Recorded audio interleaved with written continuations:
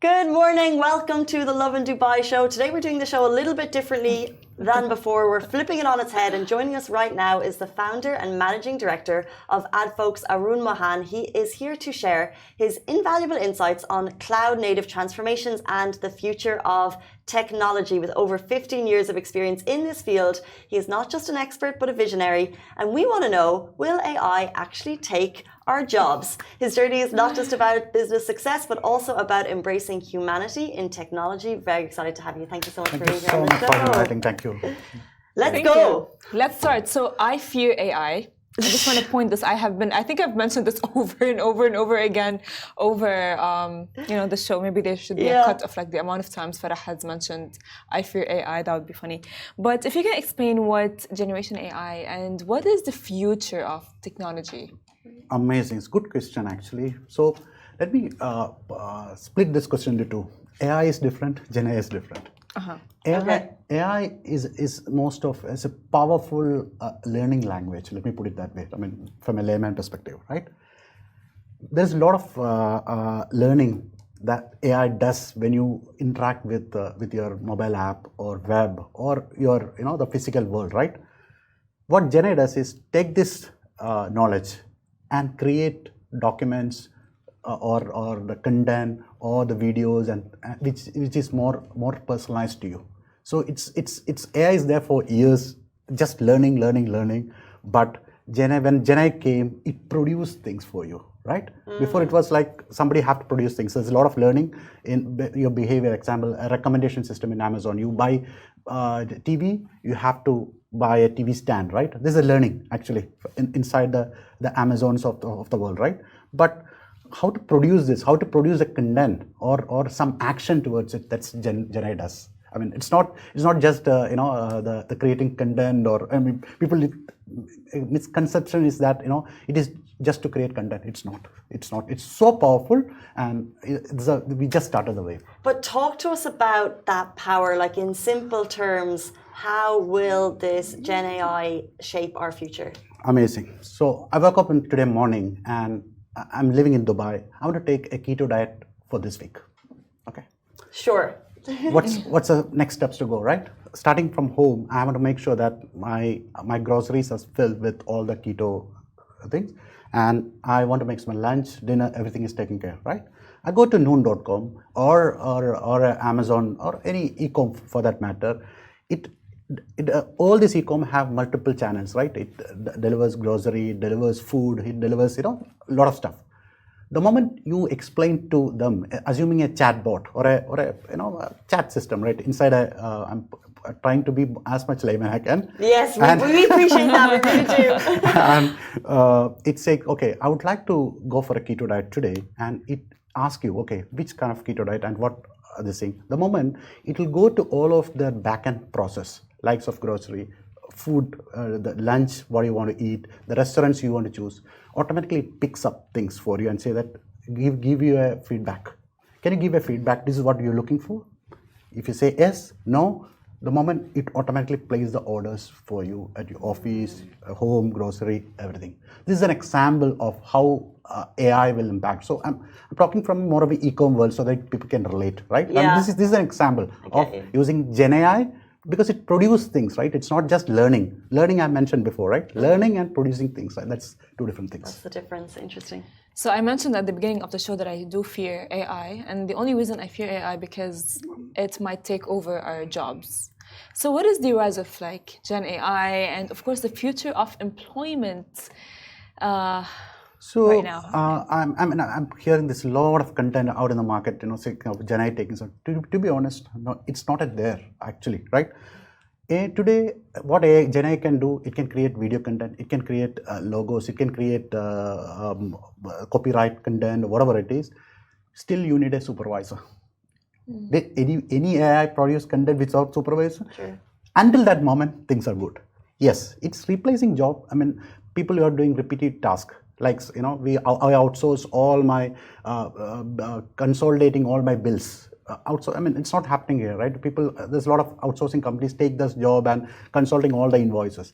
That kind of work is getting replaced with AI, right? I mean, with Gen AI, because it calculates and consolidate all the bills, right? That's there. But when it comes to creativity or create a very, very, as a marketer, it will be very difficult to say, because today people use Gen AI for prototyping only.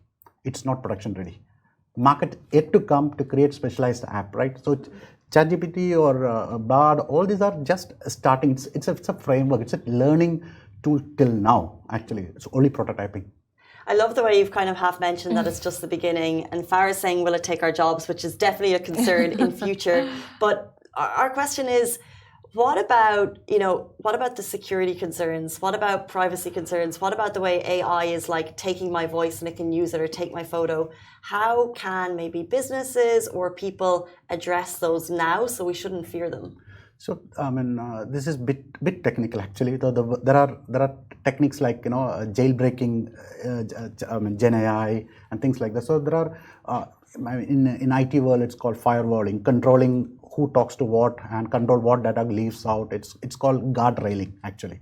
So there are techniques that an enterprise or a e-com company or an internet-based company use to control this basically. So there are, but it's getting adopted. It's very early to say, right? So whatever platform that we see today, like Gen AI, OpenAI, or the Bard of the world, it's just a basic platform. The more apps to come, very specialized, you can't, because it's all about the data that you have. I told you, right? The AI is there, the learning thing, right? That learning, if you don't have a perfect learning data, it's very difficult to get a perfect answer. Still, you need a supervisor. So it's not really easy. And how I see is that, we see the text and voice of yours. Still, it's not, if you see very, very perfect, I'm a bit curious and yeah, this is something generated by AI. But it's all about the data you have, right? I mean, the perfection still, I feel it's not there. It's not there, okay. Well, we have seen a lot, like the other day we reported on the AI influencer. So how can people who use, their phones and social media and all of these things, differentiate between the real and the AI in terms of like phone calls, messaging, and all of those things? So, I mean, we're all aware of something called plagarism, right? I mean, just give you an example. Like this, there's a lot of plugins available today. Is it AI generated content or so there are all the apps or all the customer facing apps is coming out some kind of a feature, seeing that this is not human driven or things like that. But that's also at very early stage. So we can control application will come in the market where it controls things. And that's why I'm talking plagiarism. It's easily it's being copy pasted or generated by AI, because AI, the platforms it generates comes with too much of knowledge, and seeing or reading the content or hearing the voice, we get a point that it's not by a person. So there are a lot of tests people do automatically, and you see spelling mistake. Yesterday there's a post, right? I mean, people write ChatGPT 4 is released, and there is a 0 added to this. All the people tweeted with this with the AI generated content have this 0. It's a typo. Everybody follow the same thing. So it means that, and if you put a post like that in front of social media, it degrades us, to be honest, actually. So this is what the moment it's accidental. Yesterday there's a post. I mean, it's a typo from ChatGPT, and that's why it's not perfect. I think we can still see, like right now, like with that AI influencer that we spoke about, you can still tell that she's not a real person. Yes, exactly. I want to ask about AI's impact on the environment. Is it true that the actual generators have a negative effect on the environment? It's all about when it comes to environments. It's, I would say, mostly on compute power, right? The power used to generate this. It's required huge compute system. It's not. It's a big game, right? So it's by that's why Apple of the world or Microsoft of the world is really putting mandate to make sure that the amount of energy the power they use to generate this kind of content. There's a lot of restriction around it. So yes, another way. But to be frank, as a layman, people like us, it didn't matter actually. So we should. It's more of a big platform play. So we all are users inside this ecosystem. That's it. We don't really feel it because we are outsourcing this to Microsoft, Amazon, Google, Apple of the world. to get it done. So we hope that they think about us Yeah, when they for sure, continue for to use the sure. computer-generated news, right? Well, how is AI transforming at an enterprise level? Very interesting question. So this is what day in day out that we do, right? As Adfolks, and we're part of a big group called Zain Tech, right? So it got this company got. I was a founder and got acquired by Zain Tech. So what enterprises is trying. So everybody's in the experiment stage, right? So the airports of the world have replacing the chatbot, the manual way how they respond to flights and this. Now they are trying to bring the knowledge inside. So example, somebody is asking for what's my flight to Heathrow today, and by the way, it also gives a recommendation. Oh, by the way, it's raining in UK. Make sure that you do blah blah blah. That's where it's going. So it's still not live because again, there's an incident. Involves somebody went to Volkswagen website chatbot and asked for how to make pasta, and it responded. Can you imagine?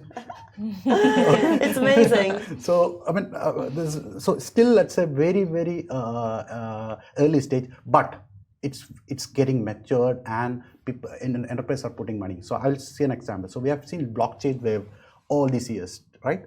But if you go to as an enterprise company helping customers in digital transformation, it was very difficult to get a check of $100K to do a blockchain project. But if it is AI, CFOs are pushing this because they want to optimize, they want to give more customer experience. That's a mandate. Doesn't care how it is being done because AI is so powerful so that it can do a lot of things, improve and optimize the cost, how the business is run today. So that's why enterprises really embrace. It's not like a technology that we have seen so far. It's getting matured, early stage, but still there's money actually. Enterprises are putting money, invest in doing research and see how this will help the business to optimize. I feel like I know what the answer to this question is going to be, but when AI, initially came to the fore in media, Elon Musk was, speaking of its benefits, and then he was like, okay, we need to pull back. It needs to be regulated. In your opinion, should we fear AI or should we embrace it? We should embrace it actually. So if you fear, I don't think there's no, look, talent can come, right? There's a competition for me, competition for you, right? Can you stop it? You can't. So people come, but these are just tools which enable us to do more actually at scale. So in future of a startup will be at 10 million USD annual recurring revenue company would be like, only 10 people, works with 10 people because 10 people can do multiple stuff and a lot of automation can be done at scale. So especially in Middle East, right, it's more of a SMB, small and medium business, right, everywhere that you see. Embrace AI so they can do lot of these operations at scale. They don't need a lot of people to get things done. So this is interesting. That's why Middle East, let me put it, UAE becoming an AI powerhouse of a lot of announcements. Microsoft investing in Abu Dhabi with G42. So all these is showing that there is a lot to do. And to be frank, I'm so proud to say that UAE becoming a center of AI power, and we are in the right place and the right time. This is opportunity for all of us. Interesting. Well, of course, I just would like to know, like, how can, individuals, like all of us, adapt to the technology and the AI as like a whole? So, so that's two kind of users, right? Let me put it as citizens. Let me tag all of us citizens, like in our day-to-day life, how to adopt. So, I woke up today morning. I want to put a go-to-market strategy for one of the product that I want to go. How I embrace AI, I see what are the scenarios. This is my USP of my customer. This is what I want to pitch. Then I'm training myself and saying that, oh, if customer says, no, not now, later, what's the pitch I should give, right? To be honest, I used to train myself before meeting a customer. So I know all the scenarios that I can take the customer into and convince them to get into this thing. Similar to yours, analyzing a content, right? So you can use AI, bring a lot of content, but try to use as a more of a Q&A or rehearse yourself, right? That kind of thing. So that we become very sharp and we can use it really well. Rather than you put something, you get a content. I think it's not. Still, a supervisor is required to get the best out of it. That's from a citizen angle. From an enterprise angle, I covered most of the use cases in its different scenario, right? So this is where the CFOs are really under pressure because citizens started adopting a technology. Why enterprises or business not using it? That's why they're putting money on the table saying, yalla, let's start testing things, how to optimize our business. Agreed. So acceptance of citizens is that's a wave. I mean, blockchain was not adopted by citizens. You and me couldn't try a blockchain application. We talk high about it, Google it and talk. But have you tried creating a blockchain app? No. But we have started using it. So it's reached the moment a technology reaches the citizens, started using it, that's where things gonna change. Those are wise words from the founder of Adfolks, Arun Mohan. Thank you so much for joining Thank you so us. much. Thank you. Nice, Thank you for being feeling. here. Yes. Optimize AI to make yourself better, but don't copy paste people. We will know. That brings us to the end of our interview segment. Very shortly, we'll be back for our top news stories. Do stay tuned. We'll be with you after this short break. Thank you.